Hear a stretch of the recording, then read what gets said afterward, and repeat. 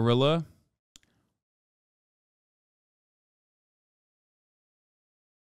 All right, let's go. Right from the start, Charlene plays innocent and pretends she doesn't know anything about the allegations. We're notified of a possible improper relationship between you and Jacob Parker. So we're here for that, and I just kind of want to talk to you about it and get your side of that story. I don't know anything about it. Okay. Have you talked to him on any jail phone calls or anything like that? No. None at all?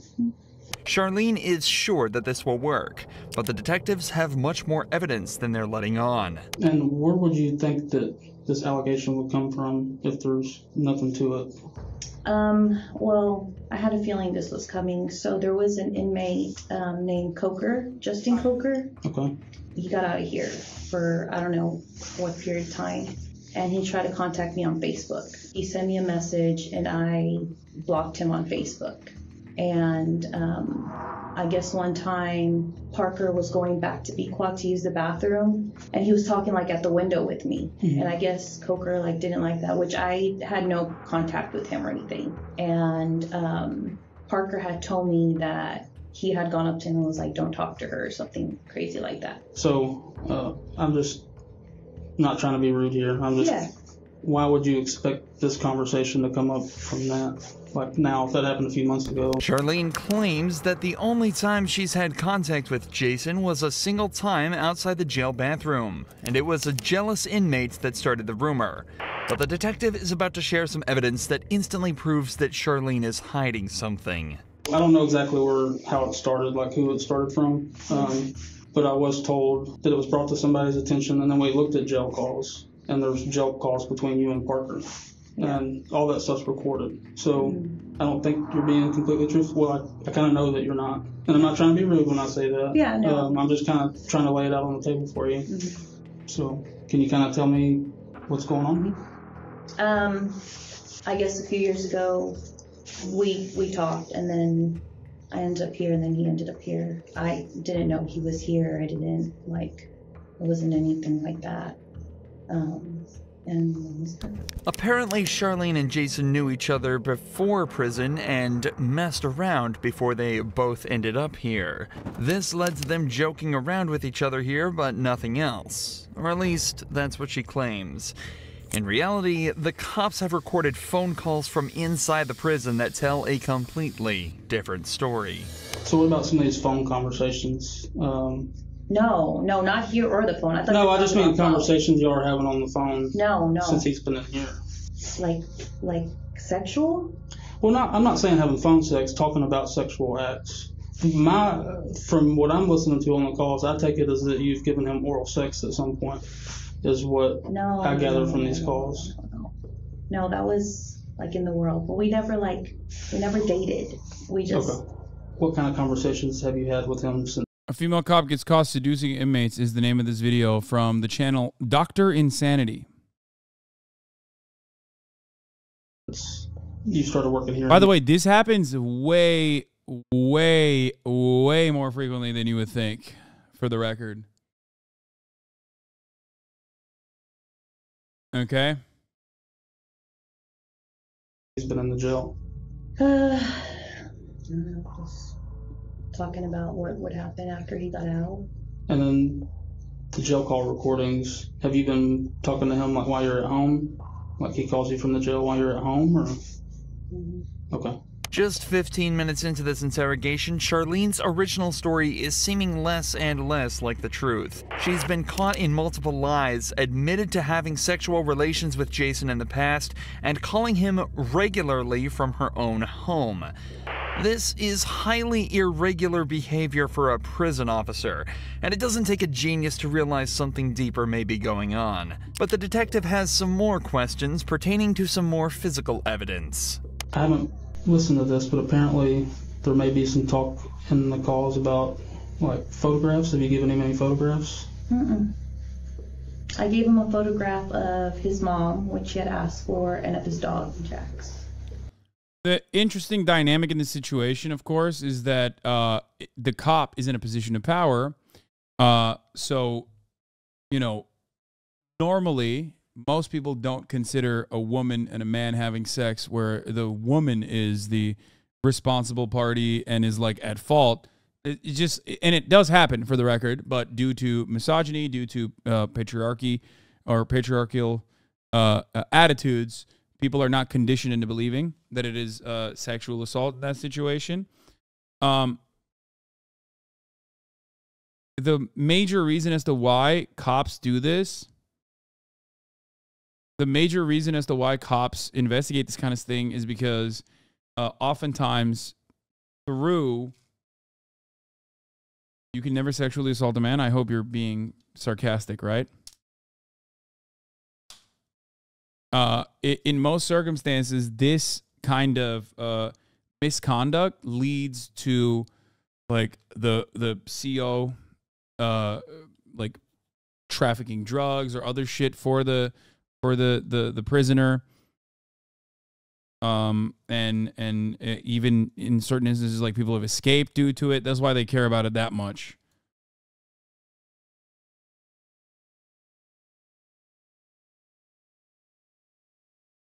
You know? Okay. Yeah. Have you given him any photographs of you? No, because... So one of the things we're going to be doing is like looking at cameras and stuff too. Has there been any times where y'all were alone? Or you go out of camera view or anything like that? Anything that's going to look suspicious that way? I don't think so. It's important to remember that Charlene has worked at this prison for a while now, and as such will know all the ins and outs of everything such as security camera blind spots and patrol officer schedules. You'd think that with all this knowledge, it'd be easy to hide a relationship with an inmate. But it seems that she forgot about a few vital pieces of information. Not least the facts. Maybe she got too horny and like forgot, you know what I mean? That at the top of the hour, there's a 3-minute ad break, and sometimes you get so horny that you forget.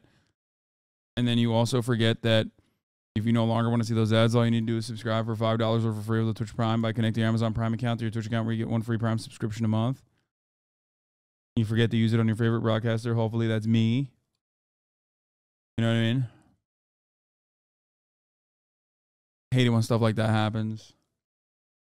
Like the story of the guy that escaped with the cop and ended up killing her in a car crash before getting caught. That wasn't too long ago. Yeah.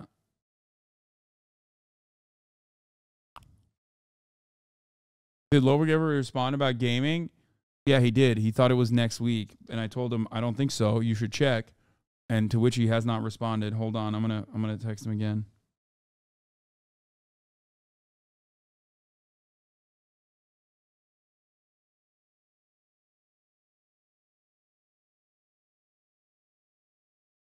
Anyway, here's the 3-minute ad break now. That all phone calls placed from the prison are recorded. But thanks to the detectives, she's about to be reminded of this fact in a devastating way. Hey, baby. Go back. Baby, guess what? What, babe? I just won the blackjack game. Yay. I just won $30. I could hear her twirling her hair in this fucking phone call, okay?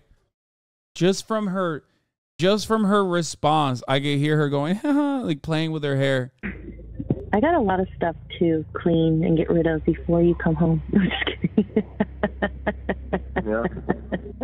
I'm just fucking with you. I was trying to make you think I have all these secret things.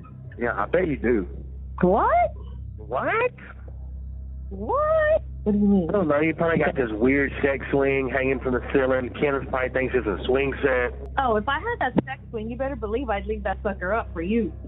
Would you really? Hell yeah. You'd let me put you in it? Yeah. With a gag ball and everything? Yeah, babe. Listening to your own voice can be bad enough for some people, but listening to your own sexual phone calls in silence with 2 detectives in the room as you realize you've just been caught red-handed has got to be worse than any prison sentence there is. However, with the language they've used so far, there's no evidence that the pair have actually engaged in any sexual acts. But that changes quickly as Jason begins to directly incriminate Charlene on the call. I just want you to look at me sometimes and be like, damn, my woman's fine. Fine as wine. Mm-hmm. And you got a live ass fucking head game. Oh my god. It wasn't my best moments. I was just trying to get it done. Are you in bed? Don't even get me thinking about that because it makes me so horny. Like just going back and thinking about that. I'm not gonna lie. It's like a weird situation because on its face, this dynamic is like immediately inherently unjustifiable due to the fact that this person is in custody, right? This person does not have the capacity to consent. But having said that, it does feel like there is a natural relationship here. You know what I mean? I mean, I don't give a shit about either of these people. Like, I have no dog in this fight. But beyond the like obvious power imbalance that is legally not permissible, okay? It's just like, it does feel like she should be thrown in prison, horny prison. You know what I mean? Like, they're vibing. There's chemistry. Get you horny? Oh, yeah. You got me addicted. I'm hanging on your lips. I don't wanna quit us. We trip to go down this. I got you under my skin. Shifting tides until I let you in. You are messing with my head, and I'll keep dancing on the air. You got me addicted. I'm hanging on your lips. I don't wanna quit us.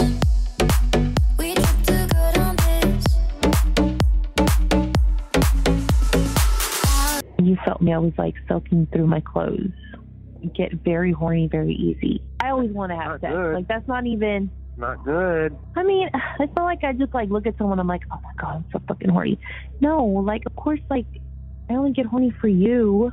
You kind of see how that sounds from like my point of view. He ain't hers anymore. He belongs to the state.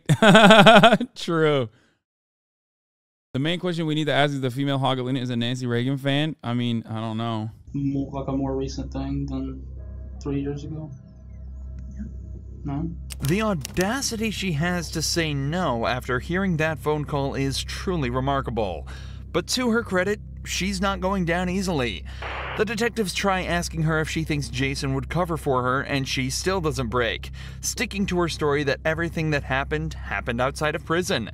Technically, this story could still be true with this phone call, but it definitely is odd for the couple to be recounting events from over 3 years ago in such detail, especially when earlier she struggled to remember any details about their relationship.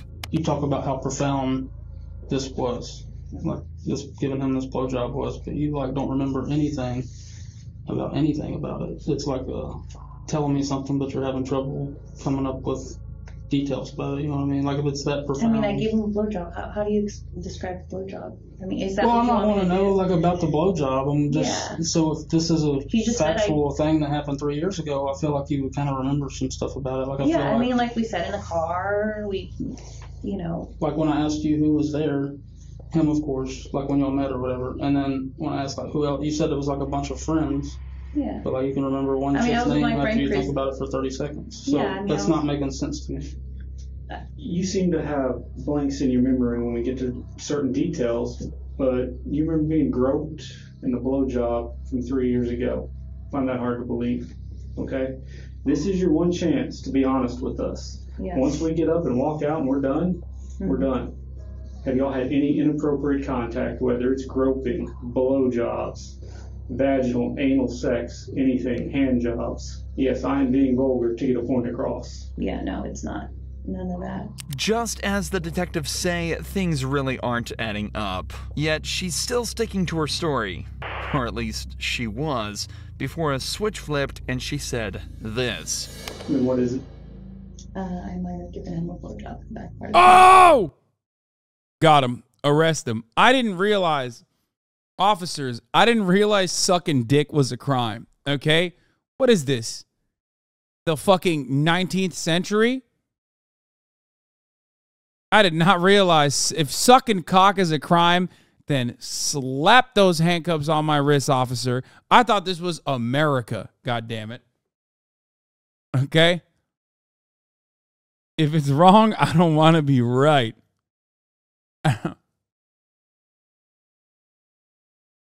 In backfire decoy? Okay. How long ago was that? I don't know, a few months ago. The secret's out, and Charlene has confessed. But this matter is more It's crazy. Stop queerbaiting. Man, shut the fuck up. Okay. Shut the fuck up. Before I fucking blow your dad's back out. Okay? Queerbaiting. Nah, I'm queerbaiting. I'll fuck your dad in the ass. Do you understand me? Anyway. I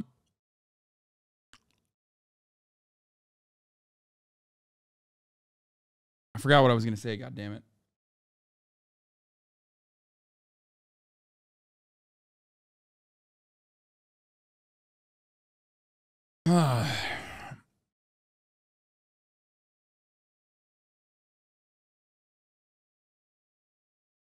I completely fucking forgot. God damn it. I had a take here.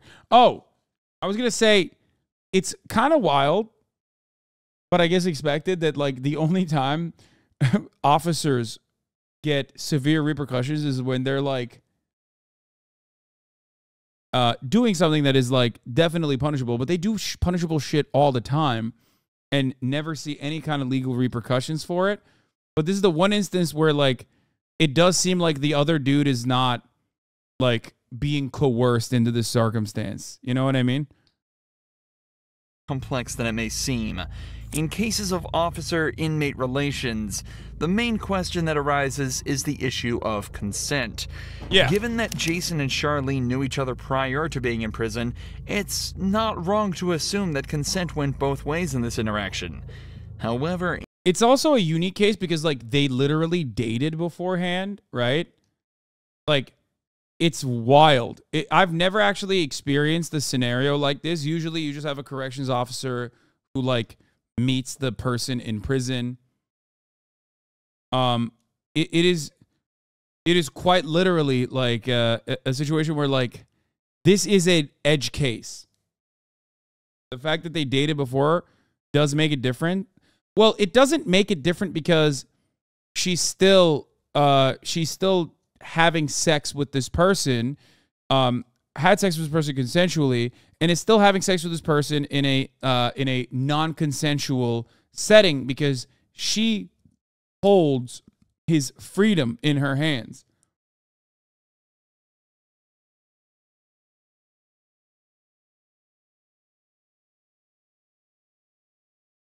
Like, prisoners can fuck one another, but a prisoner can't fuck a CO. You know what I mean? What? No, 100%. What are you talking about? When you are apprehended by the state and detained, okay, for no matter how long a period of time, you like, and the person who controls your freedom cannot fuck you. Like, you literally cannot legally give consent. It's like being shit-faced drunk.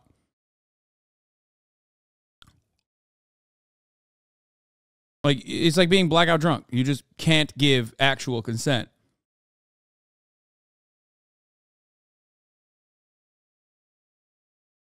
Which, by the way, has only been made illegal in states like New York, even, where it was not considered sexual assault when a cop fucked an inmate or someone that they had detained.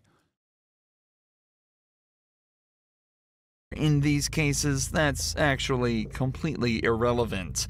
Because, yeah, it could be argued that the inmate believed the sexual favors would result in their freedom. Yeah.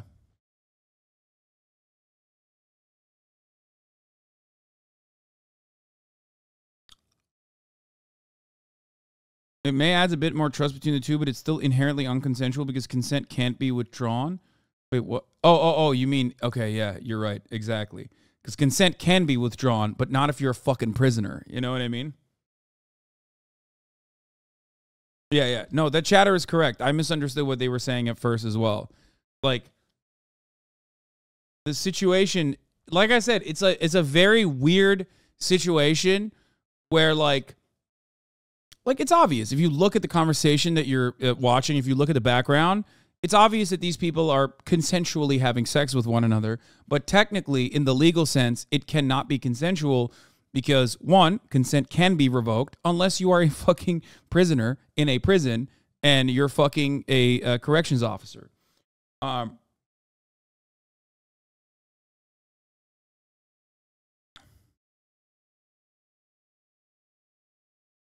It is approximately 30 states where it is legal to do this, so it's technically consensual in the vast majority of states.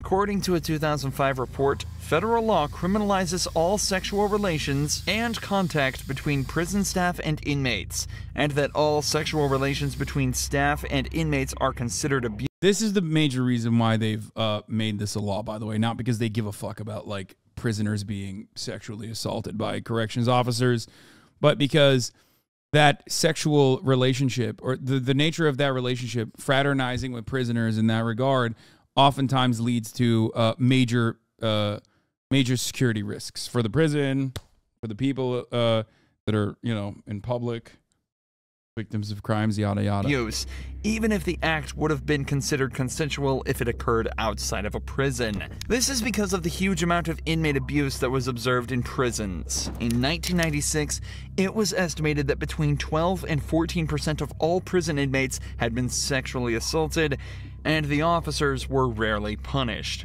So to prevent this, a zero-tolerance policy was introduced to try and prevent abuse towards inmates. A policy, it seems, that Charlene completely ignored. I'm going to ask, but I feel like I know the answer. I'm losing my job. So that's not really up to me. Internal Affairs is aware. Investigation is separate from ours because it's two totally different things. So yeah. What kind of charges would, like? So it's illegal to have sexual contact with an inmate as an employee. So I said the ball kind of be in their court, but I'll let you know as soon as I hear something. I mean, should I go to jail? That's up to the DA's office. As it turns out, Charlene would lose her job, and the only time she'd ever be allowed back in jail would be for the 100 days that she'd be made to serve after being found guilty of sexual activity with a person in custody.